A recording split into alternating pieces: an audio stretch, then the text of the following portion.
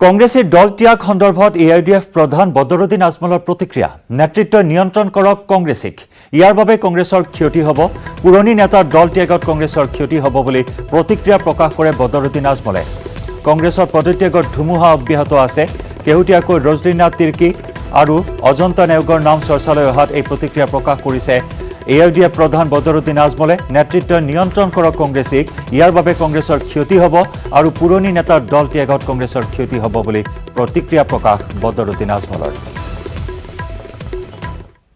দুৰ্ভাগ্যৰ কথা কংগ্ৰেছে এইটো মেইনটেইন কৰিব লাগে কণ্ট্ৰল কৰিব লাগে এইটো ডাঙৰ এটা ডেমেজ হৈ আছে আৰু ইমান পুৰণা মানুহ ইহঁত যদি যায় তো দলৰ বহুত ক্ষতি হ'ব সেইটোৰ কাৰণে মই কংগ্ৰেছৰ নেতাসকলক আহ্বান জনাই আছোঁ বোলে আপোনালোকে যিমান কৰিব পাৰে এই ডেমেজটো কণ্ট্ৰল কৰক আৰু মানুহ যাব নালাগে গ'লে আমাৰ দলৰ ক্ষতি আপোনালোকৰ মিত্ৰতা এনে কিমান চলি আছে মিত্ৰতাৰ কাৰণে তেওঁলোকে দল ত্যাগ কৰিবলগীয়া হৈ আছে নাই এইটো আগৰ পৰাই আপোনাৰ জানে তাত থেকে 10 দিন 12 দিনৰ পৰা লৈ আহি আছে আৰু বেছি দিনৰ পৰা যে অজন্তা নিউজ চাব প্ৰগ্ৰামটো আগত আছিল এতিয়াই মেটেৰিয়েলাইজ হৈছে ছাৰ এটা লাষ্ট মই আজিকালি এই মুডত নহয় মই হিমন্ত বিশ্ব শৰ্মা চাহাবৰ আমি ৰিপ্লাই দিব লাগিব হিচাপে চব কথাৰ মই ৰিপ্লাই দিব নালাগে তেখেত কি কৰি আছে তেখেতে বুজি আছে তেখেত কি কৰি আছে তেখেতে বুজি আছে তেখেত কি কৰিব অহা দিনত এইটোও তেখেতে বুজি আছে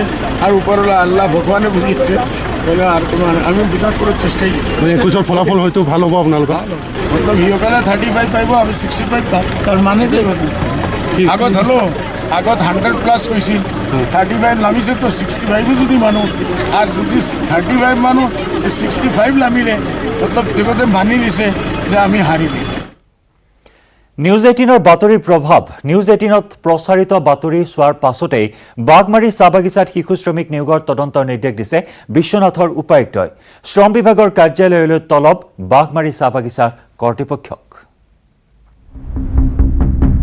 নিউজ 18ৰ বাতৰিৰ প্ৰভাৱ তোমাক মই কৈ আছো না এই লৰাবোৰ তোমাক নিদিবা তোমাৰ এই গোটেই বস্তুটো তুমি বৰবাদ কৰিলা শিশু শ্ৰমিক নিয়োগ কৰা বাগমাৰী চাহ বাগিচাৰ কৰ্তৃপক্ষৰ বিৰুদ্ধে শ্ৰম বিষয়াৰ তদন্ত যোৱাকালি আপোনালোকৰ নিউজ 18 চেনেলত বাতৰি প্ৰকাশ হোৱাৰ পৰৱৰ্তী পৰ্যায়ত আমাৰ বিশ্বনাথ জিলাৰ উপায়ুক্ত মহোদয়ে মোক এই বিষয়ে এটা তদন্তৰ আদেশ দিয়ে আৰু সেই মৰ্মে আজি মই পুৱা ভাগত বাগমাৰী চাহ বাগিচাত উপস্থিত হওঁ সেই নিৰ্দেশৰ আধাৰতে ইতিমধ্যে বাগমাৰী চাহ বাগিচাত উপস্থিত হৈ শ্ৰম বিষয়াই চিনাক্ত কৰিছে শ্ৰমিক কেইজনক শিশু শ্ৰমিক নিয়োগ কৰা কৰ্তৃপক্ষক তলব শ্ৰম বিভাগৰ তুমি সৰু ল'ৰা ছোৱালীবিলাক আনিবলৈ একাতে কোনোবাই কৈছে এখেতসকলে আহিছে তোমাৰ কি জবাব কোৱা শীঘ্ৰেই শ্ৰমিক কেইজনৰ বয়সৰ প্ৰমাণপত্ৰ দাখিলৰ নিৰ্দেশ CWCৰ শুনানিত শ্ৰমিকৰ মুখামুখিকৈ উপস্থিত থাকিব লাগিব বাগিচাৰ পৰিচালক BB ভট্টাচাৰ্য শুনানি কালত শ্ৰমিক কেইজন শিশু অথবা কিশোৰ বুলি প্ৰমাণ হ'লেই কৰ্তৃপক্ষই ভৰিব লাগিব জৰিমনা তেওঁলোকৰ যিখিনি শ্ৰমিক তাত নিয়োজিত হৈ আছে তেওঁলোকৰ যদি বয়স 18 বছৰ তলৰ বুলি প্ৰমাণিত হয় তেতিয়াহ'লে আমি থানাত গৈ লোকেল থানাত আমি এখন FIR প্ৰদান কৰিম আৰু FIR পিছত তেওঁলোকৰ ওপৰত কি হ'ব আইনী প্ৰক্ৰিয়া আৰম্ভ হ'ব আৰু আইনীভাৱে যি তেওঁলোকৰ ওপৰত ধাৰ্য হয় 20ৰ পৰা 50,000 টকালৈকে ফাইন আছে তো সেইমতে তেওঁলোকৰ ফাইনখিনি ৰিয়েলাইজ কৰা হ'ব ইতিমধ্যে নিউজ 18ৰ গোপন কেমেৰাত বন্দী হৈছে শিশু শ্ৰমিক নিয়োগ কৰা বুলি পৰিচালক BB ভট্টাচাৰ্যই দিয়া স্বীকাৰোক্তি এতিয়া কি আনিছে তাৰ আনিবলগীয়া কি অৱস্থা হৈছে ৰবা তোমালোকে এতিয়া মই গোটেই বাগানৰ সেক্ৰেটাৰী প্ৰেছিডেন্ট ষ্টাফক আজি কিমান দিনৰ পৰা কৈ আছো লাষ্ট মেনুফেকচাৰিং আমাৰ আজি ক্লোজ কৰিবলৈ এখন টিবোৰ্ডো এখন আহিছে আজি দিবগৈ লাগে বাগমাৰী চাহ বাগিচাত শিশু শ্ৰমিক নিয়োগৰ আঁৰত জড়িত মহেন্দ্ৰ চিকাছ নামৰ কৰ্মচাৰীজন পৰিচালক BB ভট্টাচাৰ্যৰ ভাষ্যত স্পষ্ট হৈছে এই তথ্য মহেন্দ্ৰ তোমাক মই কৈ আছো না এই লৰাবোৰ তোমাক নিদিবা তোমাৰ এই গোটেই বস্তুটো তুমি বৰবাদ কৰিলা তোমাই মানুহক দিবলৈ গ'লো তুমি সৰু ল'ৰা ছোৱালীবিলাক আনিবলৈ পাৰিছা একাতে কোনোবাই কৈছে এখেতসকলে আহিছে ইমানৰ পাছতো সেও নামানি বাগমাৰী বাগিচা কৰ্তৃপক্ষই আচ্ছা নেতৃত্বৰ বিৰুদ্ধে ৰচিছে ষড়যন্ত্ৰ আচ্ছাই বাগিচা বন্ধ কৰাৰ চেষ্টা চলোৱা বুলি চলাইছে প্ৰচাৰ কৰ্তৃপক্ষই বিয়পাই দিয়া এই খবৰক মিথ্যাচাৰ আখ্যা চাহ জনজাতি ছাত্ৰ সন্থাৰ উচতনিমূলক বক্তব্য দি তেখেতসকলে বাগিচাৰ পৰিৱেশ বিনিষ্ট কৰিবলৈ চেষ্টা কৰিছে আৰু বাগিচাৰ বন্ধৰ দিশত লৈ যাব বিচাৰিছে তেখেতসকলে। কিন্তু আমি বাগিচা বন্ধ হোৱাৰ পক্ষপাতি নহয়, বাগিচাত যিকোনো প্ৰকাৰে চলি থাকিব লাগে। বাগিচাত হাজাৰ হাজাৰ শ্ৰমিক এই বাগিচাৰ ওপৰত ডিপেণ্ড কৰি চলি আছে। আমি বাগিচা বন্ধ কৰাৰ পক্ষপাতিত আমি নহওঁ। বাগিচাত শিশু শ্ৰমিক নিয়োগ কৰি বিপদত পৰা বাগিচা কৰ্তৃপক্ষৰ বাবে বিশ্বনাথৰ শ্ৰম বিভাগৰ কাৰ্যালয়ত অপেক্ষা কৰিছে ভয়ংকৰ সংকেতে। বিশ্বনাথ চাৰিআলিৰ পৰা তুষাৰ হাজৰিকাৰ report, news 18 Assam north east. মহানগৰীত নিশা বন্যহস্তীৰ মুক্ত বিচৰণ। মাইনা খুৰঙত অট্টালিকাত সোমাল এটা বন্যহস্তী। ওৰে নিশা বন বিভাগে 5 ঘণ্টাজোৰা শ্বাসৰুদ্ধকৰ অভিযান চলাই হাতীটো খেদি পঠিয়াবলৈ সক্ষম হয়। জাকৰ পৰা বিচ্ছিন্ন হৈছিল হাতীটো আৰু তাৰ পিছতে জনাঞ্চলত প্ৰৱেশ কৰিছিল আৰু অট্টালিকাত প্ৰৱেশ কৰিছিল এই বন্যহস্তীটো। এইবাৰ বাঘ নহয়, এইবাৰ গৃহবন্দী হ'ল এটা বন্যহস্তী। মাইনা খুৰঙত অট্টালিকাত সোমাল এটা বন্যহস্তী আৰু এই অট্টালিকাত এনেদৰে টহল দিছে এটা বন্যহস্তীয়ে। ওৰে নিশা বন বিভাগে 5 ঘণ্টাজোৰা এক শ্বাসৰুদ্ধকৰ অভিযান চলাই অৱশেষত হাতীটো অট্টালিকাৰ পৰা উলিয়াই পঠিয়াবলৈ সক্ষম হয়। জাকৰ পৰা বিচ্ছিন্ন হৈ হাতীটো এনেদৰে ঘূৰি ফুৰিছিল জনাঞ্চলত।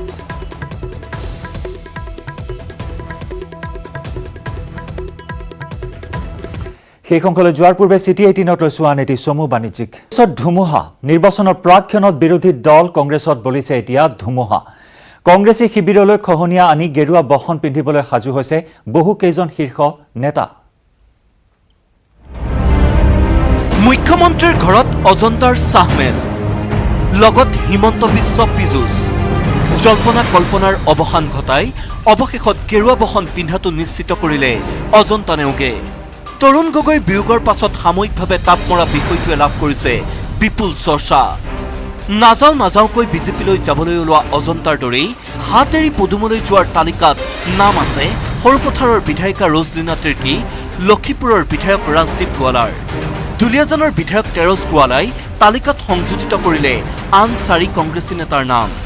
দুৰ্গা ভূমিজ, কমলাক্ষ দে পুৰকায়স্থ, ৰকিবুল হুছেইন, ৰেকিবুদ্দিন আহমেদ। আমি গম পাওঁ মতে আমাৰ ডুমডুমাৰ বিধায়ক দুৰ্গা ভূমিজ ডাঙৰীয়াৰ যোগাযোগ চলি আছে বুলি গম পাওঁ। আমাৰ ৰূপজ্যোতি কুৰ্মীৰো চলি আছে, কমলাক্ষ দে পুৰকায়স্থৰো চলি আছে। বিভিন্ন প্ৰচাৰ মাধ্যমৰ যোগেদি গম পাইছোঁ যে আমাৰ ৰেকিবুদ্দিন আহমেদ, ৰকিবুল হুছেইনৰো অহাৰ সম্ভাৱনা আছে। তেওঁলোকো অহাৰ পিছত আমি স্বাভাৱিকতে আহিলেতো আদৰণি জনাবই লাগিব, কাৰণ যিসকল আলহী আহিব বিচাৰে বা আমাৰ পৰিয়ালত যোগদান দিব বিচাৰে, আমিতো গৃহস্থ হিচাপে আমি সকলোকে আদৰণি জনাম। বিজেপিলৈ সকলোকে স্বাগতম জনাই খুমটাইৰ বিধায়ক মৃণাল শইকীয়াই দিলে আন এক চমক। মৃণাল শইকীয়াৰ মতে বিজেপিমুখী হ'ব পাৰে প্ৰাক্তন মুখ্যমন্ত্ৰী হিতেশ্বৰ শইকীয়াৰ পুত্ৰ তথা বিৰোধী দলপতি দেৱব্ৰত শইকীয়াও। আহিব পাৰে, এইটো একো ডাঙৰ কথা নহয়। আৰু সকলোৱে যিসকলে আমাৰ আইডিঅলজিটো গ্ৰহণ কৰি পেলাই আমাৰ দললৈ আহে তেওঁলোকলৈ মই স্বাগতম জনাইছোঁ। কংগ্ৰেছৰ নেতা বা বিধায়ক বিধায়িকাই কংগ্ৰেছত থকাটো অসম্ভৱ হৈ পৰিছে। কিন্তু কল্পনা কৰি চাওক যে কাইলৈ নিৰ্বাচন আহিছে, নিৰ্বাচনত এফালে অজন্তা নেওগ ডাঙৰীয়ানীৰ ফটো, এফালে বদৰুদ্দিন আজমলৰ ফটো। সেইটো কোনো আচলতে আত্মসন্মানবোধ থকা ব্যক্তিয়ে তেনেকুৱা এখন পোষ্টাৰ লৈ ৰাইজৰ আগলৈ আগবাঢ়ি যাব। নাও বুঢ়াৰ পাছত টিঙৰ পৰা নামিব খোজা নাই ৰিপুণ বৰাই। 10 গৰাকী অজন্তা বিজেপিলৈ গ'লেও কংগ্ৰেছৰ ক্ষতি নহয় বুলি মন্তব্য প্ৰদেশ কংগ্ৰেছৰ সভাপতিগৰাকীৰ। ৰিপুণৰ অভিযোগ, পোনপটীয়া স্বামীৰ আদৰ্শক বিসৰ্জন দি কংগ্ৰেছক বিশ্বাসঘাতকতা কৰিছে অজন্তা নেওগে। আমি কোনো ধৰণৰ আশা কৰা নাছিলোঁ আৰু এইটো দেখকৈ তেওঁ আদৰ্শগতভাৱে যদি কংগ্ৰেছত থাকিলেহেঁতেন তেওঁ কেতিয়াও নগ'লেহেঁতেন। কংগ্ৰেছৰ আদৰ্শৰ কাৰণে তেওঁৰ স্বামীক উগ্ৰপন্থীয়ে গুলীয়াই মাৰিছিলে, তেওঁৰ স্বামীয়ে কম্প্ৰমাইজ কৰা নাছিলে। এনেকুৱা অজন্তা নেওগ এগৰাকী নালাগে 10 গৰাকী গ'লেও সাময়িকভাৱে আমি মনত দুখ পাম, আমাৰ সতীৰ্থ এজন বেলেগ পাৰ্টিলৈ এৰি গৈছে, কিন্তু কংগ্ৰেছৰ কোনো ক্ষতি নাই। ৰিপুণৰ সুৰতে সুৰ মিলালে পূব গোৱালপাৰা সমষ্টিৰ কংগ্ৰেছী বিধায়ক আব্দুল কালাম ৰছিদ আলমেও। যদি বিজেপিলৈ যায় আমাৰ কংগ্ৰেছৰ তেনেকুৱা প্ৰভাৱ একো নপৰে, ক্ষতিও একো নহয়। বাইদেউৰ সেনেকুৱা প্ৰভাৱ গোটেই অসমত নাই, সমষ্টি ভিত্তিত আছিল তেওঁৰ প্ৰভাৱ, এইটো সঁচা।